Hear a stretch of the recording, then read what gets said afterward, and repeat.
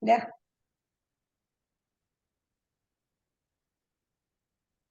Baiklah, Assalamualaikum warahmatullahi wabarakatuh. Perkenalkan, saya Farid Waalaikumsalam. Agung Prasetyo dari Biologi Angkatan 21. Di sini saya akan membuat tugas inovasi pembelajaran, yaitu tentang video pembelajaran berbasis teknologi. Untuk materi yang akan saya bawakan, yaitu tentang sistem pernafasan. Nah, sebelum kita masuk ke dalam sistem pernafasan, pada materi sebelumnya, kita telah membahas tentang sistem peredaran darah. Nah, pada sistem peredaran darah disinggung juga tentang pengangkutan oksigen dan CO2 atau karbon dioksida, di mana jantung akan membawa jantung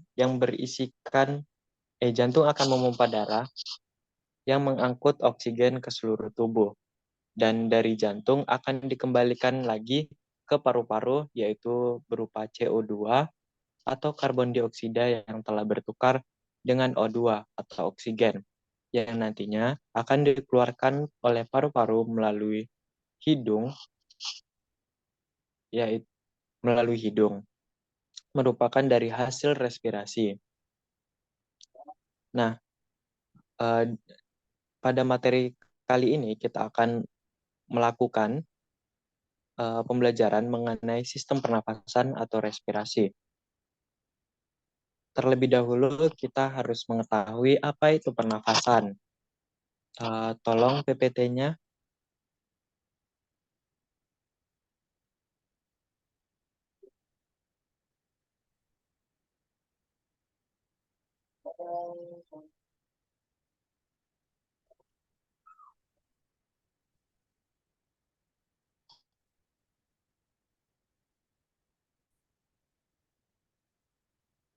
Udah. Nah, sebelumnya kita harus mengetahui apa sih itu sistem pernapasan atau apa itu pernapasan. Pernapasan itu sendiri merupakan respirasi, merupakan proses pengambilan oksigen, pengeluaran CO2 atau karbon dioksida, dan penggunaan energi yang dihasilkan. Selain itu, respirasi juga diartikan sebagai pertukaran gas antara sel dengan lingkungannya. Penghapusan atau penghisapan udara ke dalam tubuh disebut sebagai proses inspirasi,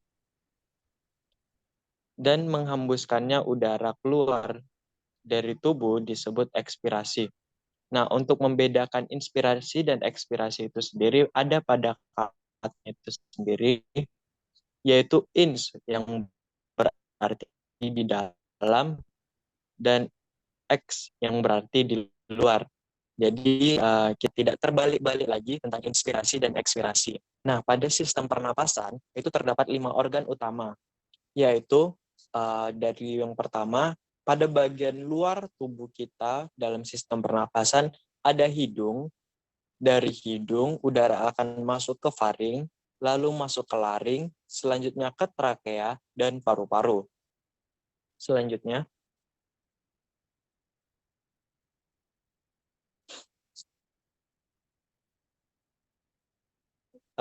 langsung ke rongga hidung.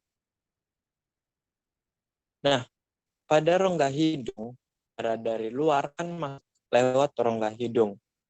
Di rongga hidung tersebut terdapat selaput lendir, di dalamnya terdapat kelenjar minyak dan kelenjar keringat. Di dalam rongga hidung juga terdapat bulu-bulu atau rambut-rambut hidung yang berperan untuk menyaring udara yang masuk.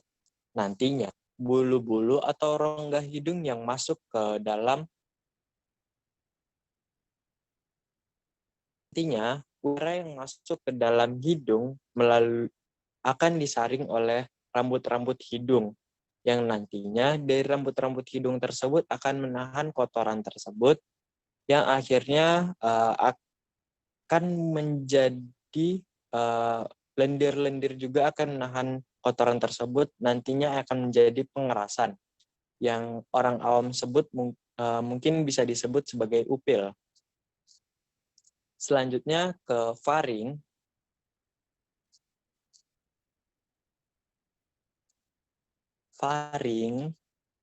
Udara dari rongga hidung masuk ke faring.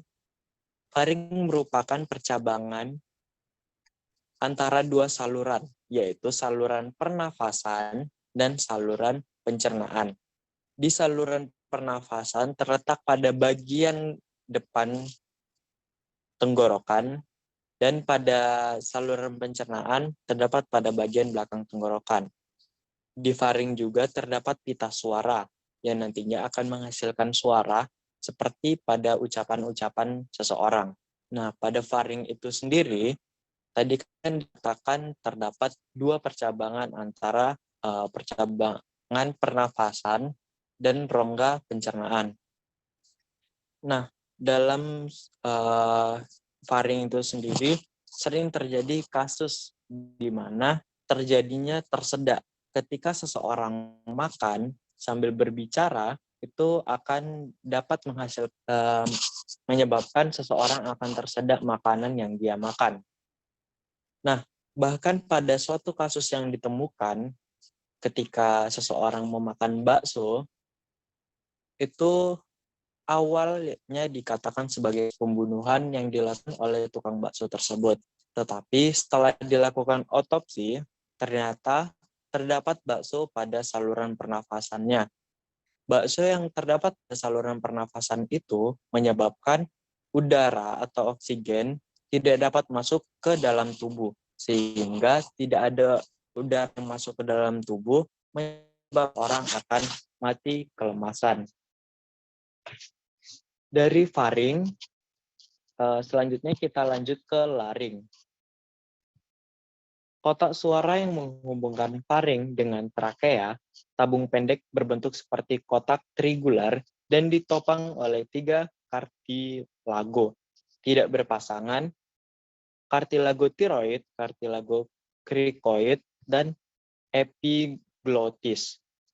Dan 3 kartilago berpasangan, kartilago artinoid, kartilago criniculata, dan kartilago queniform. Nah, laring ini sendiri juga sebagai penghubung antara faring dan trakea atau batang tenggorokan. Lanjut kepada trakea atau batang tenggorokan. Tenggorokan berupa pipa yang panjangnya kurang lebih 10 cm, terletak sebagian di leher dan sebagian di rongga dada. Dinding tenggorokan tipis dan kaku, dikelilingi oleh cincin-cincin tulang rawan, dan pada bagian dalam rongga bersilia. Silia-silia berfungsi untuk menyaring benda-benda asing yang masuk ke dalam saluran pernafasan. Nah, pada hidung sendiri sudah terdapat silia atau rambut-rambut yang berfungsi untuk menyaring kotoran yang masuk ke dalam sistem pernafasan. Nah, pada trakea itu sendiri juga terdapat hal yang sama atau silia yang berfungsi untuk menyaring udara yang masuk ke paru-paru. Udara yang disaring tersebut adalah udara-udara yang di hidung tidak tersaring dengan sempurna. Selanjutnya masuk kepada bagian paru-paru. Paru-paru terletak dalam rongga dada bagian atas, di bagian samping dibatasi oleh otot dan rusuk, dan di bagian bawah dibatasi oleh diafragma yang berotot kuat. Paru-paru ada 2 bagian, paru-paru kanan yang terdiri dari 3 lobus dan paru-paru kiri yang terdiri dari 2 lobus. Nah, paru-paru tersebut berfungsi untuk memompa udara yang masuk dan keluar di dalam tubuh manusia. Nah, pada paru-paru itu sendiri terdapat bronkiolus dan alveolus. Nah, pada alveolus itu sendiri di mana terjadinya pertukaran antara oksigen dan CO2 yang nantinya CO2 akan dikeluarkan dan oksigen akan dialirkan ke jantung yang nantinya akan diteruskan ke seluruh tubuh. Masuk ke dalam fungsi sistem pernafasan. kita kita telah mempelajari tentang organ-organ apa saja sih yang terdapat pada sistem pernafasan. Selanjutnya kita akan mempelajari tentang fungsi sistem pernafasan. Fungsi pernapasan berfungsi sebagai sistem organ yang digunakan untuk pertukaran gas. Nah, dalam sistem pernapasan itu sendiri, gas yang ditukarkan adalah karbon dioksida dengan oksigen. Selanjutnya, digunakan untuk membawa udara ke dalam paru-paru di mana terjadi pertukaran gas. Nah, pada sistem pernapasan, oksigen dan CO2 terjadi pertukaran paru-paru pada arus. Selanjutnya, berfungsi untuk mengabsorpsi oksigen dan menekan karbon dioksida dalam tubuh yang bertujuan untuk mempertahankan respirasi. Nah, selanjutnya masuk ke mekanisme pernapasan. Terdapat dua mekanisme pernapasan, yaitu pernapasan perut dan pernapasan dada. Pada hal ini, mungkin dapat terlihat dengan jelas di mana ketika kita melakukan pernapasan perut yang terjadi pembesaran atau pelebaran itu pada bagian perut dan yang menjadi pengecilan itu akan terjadi pada bagian perut. Sedangkan pada pernapasan dada yang melakukan pelebaran itu pada rongga dadanya dan yang pengecilan juga pada rongga dadanya. Mungkin dapat dilihat pada gambar tersebut. Selanjutnya proses pernapasan. Dalam urutan pernapasan tadi yang telah dijelaskan, dimulai dari rongga hidung, lanjut ke faring, lalu ke laring, selanjutnya masuk ke trakea, selanjutnya ke bronkus. Bronkus ini sendiri sudah masuk ke bagian paru-paru.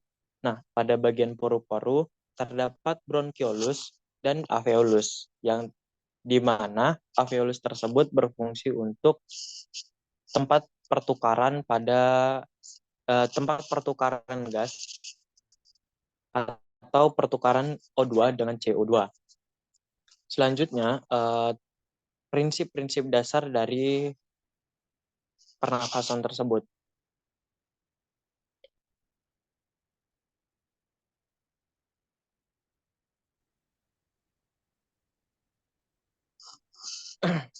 Selanjutnya kita langsung masuk ke dalam penyakit atau kelainan pada sistem pernapasan. Penyakit pada sistem pernapasan yang pertama ada tuberkulosis atau biasa yang dikenal oleh masyarakat luas adalah TBC. Merupakan penyakit yang disebabkan oleh bakteri yang mengakibatkan bintil-bintil pada dinding alveolus. Selanjutnya ada sinusitis, peradangan pada sinus yang di dalamnya terkumpul nanah. Itu biasanya terjadi pada rongga hidung seseorang. Selanjutnya ada influenza. Penyakit influenza ini disebabkan oleh virus influenza dengan gejala antara lain pilek, hidung tersumbat, bersin-bersin, dan bersin-bersin. Selanjutnya asma, merupakan suatu penyakit penyumbatan pada saluran pernapasan yang disebabkan oleh alergi terhadap rambut, bulu, debu, dan terkena psikologis. Selanjutnya masuk ke rentis. Gangguan radang pada hidung diakibatkan oleh infeksi virus, tetapi juga bisa dikarenakan alergi terhadap cuaca, serbuk, sari, dan debu. Rentis ini seperti pada gambar tersebut, seseorang akan mengalami radang pada rongga hidungnya. Lanjut ke laringitis. Radang laringitis tersebut terjadi pada bagian laring yang disebabkan oleh infeksi, terlalu banyak merokok, minum alkohol, dan terlalu banyak dan terlalu serak suara. Nah, makanya itu marilah kurang-kurangi atau jangan mengkonsumsi rokok ataupun alkohol. Nah, selanjutnya masuk ke emfisema, penyakit pengembengkakan karena pembuluh darah kemasukan udara. Nah, pembuluh darah yang seharusnya hanya mengangkut darah yang mengandung udara, tapi malah kebanyakan masuk udara, itulah menyebabkan penyakit tersebut. Selanjutnya adalah pneumonia, yaitu infeksi pada paru-paru yang disebabkan oleh virus dan bakteri sehingga bronkus dan alveolus berisi banyak cairan. Kondisi ini mengakibatkan terganggunya proses pertukaran udara. Selanjutnya, faringitis adalah radang pada faring karena infeksi sehingga timbul rasa nyeri pada waktu menelan makanan ataupun kerongkongan terasa kering. Selanjutnya ada asbestosis, adalah suatu penyakit saluran pernafasan yang terjadi akibat menghirup serat-serat. Selanjutnya ada ISPA, merupakan penyakit yang menyerang sistem pernapasan manusia bagian atas, yaitu hidung, laring, dan tenggorokan. Penyakit ini sering dijumpai pada masa peralihan cuaca. Selanjutnya ada kanker paru-paru, salah satu penyakit paling berbahaya di dunia. Sel kanker pada paru-paru tersebut tumbuh tidak terkendali. Penyakit ini lama-kelamaan dapat menyerang seluruh tubuh. Salah satu pemicu kanker paru-paru adalah kebiasaan merokok. Merokok dapat memicu terjadinya kanker paru-paru dan kerusakan paru-paru. Nah, mungkin itu saja untuk materi dari sistem pernapasan itu. Dari yang lain, apakah ada yang ingin ditanyakan mengenai sistem pernapasan?